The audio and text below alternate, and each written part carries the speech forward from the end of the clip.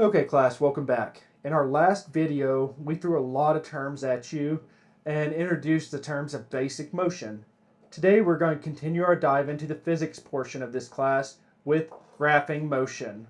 My objective for you today is that you would be able to interpret motion in distance versus time graphs, as well as calculate the speed of them. In saying that, let's dive into this lesson.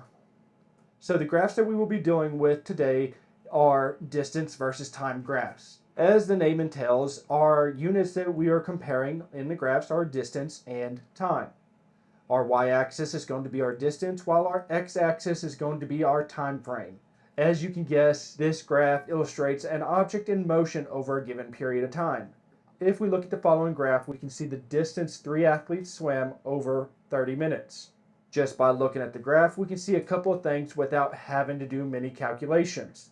We can see by the steepness of the slopes for each athlete that is graphed that athlete number 1 is covering more ground in less time than athlete number 3 in the first 10 minutes of the swim. A steeper slope indicates more ground was covered in less time. Thus, the athlete with the steeper slope is moving faster than the athlete with the shallower slope.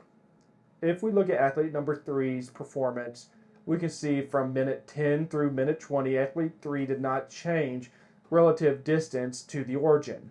Since there is no change in distance during this time, we can say that the slope of the graph is 0 meters over 10 minutes, or 0. This means athlete 3 was stalled out and did not move any further from the origin for 10 minutes. Finally, we can see after we look at the 30-minute mark for all 3 athletes completed different distances during this time. For instance, athlete 1 was able to do 2,400 meters in that 30 minutes. Athlete 2 was only able to swim 1,800 meters, and athlete 3 was able to swim 1,200 meters. When looking at distance versus times graphs, if an object is moving at a constant speed, the increase in distance over equal time intervals is the same. This is usually represented by a straight line. If we look at athlete 1, we can see that they moved at a constant pace over the whole time because their motion throughout the entire time is represented by a straight line. In order to calculate the speed, we are going to take a look at the distance traveled through the straight line and divide it by the total time. So 2,400 meters over 30 minutes gives us a speed of 80 meters per minute for athlete 1. Since athlete 2 motion is also represented in a singular straight line, we can calculate the overall speed by putting their distance over time. So 1,800 meters over 30 minutes, which gives athlete 2 60 meters per minute. Finally, we look at athlete 3 and we see their speed is not constant, so we are going to have to calculate this in intervals. Let's label each straight line as a section. So A, B, and C. Section A goes from our starting point to the 10-minute mark. The distance traveled was 400 meters. So to find our speed, we're going to take 400 meters and divide it by the time elapsed, which was 10 minutes. So 400 divided by 10, which is 40 meters per minute. Section B goes from the 10-minute mark to the 20-minute mark. We can see that our starting and ending distance for section B is 400 meters.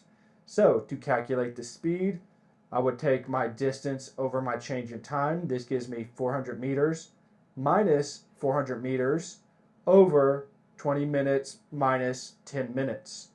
Other words, 0 meters over 10 minutes, which divided out gives me 0 meters per minute, which makes sense because she's staying still at this point.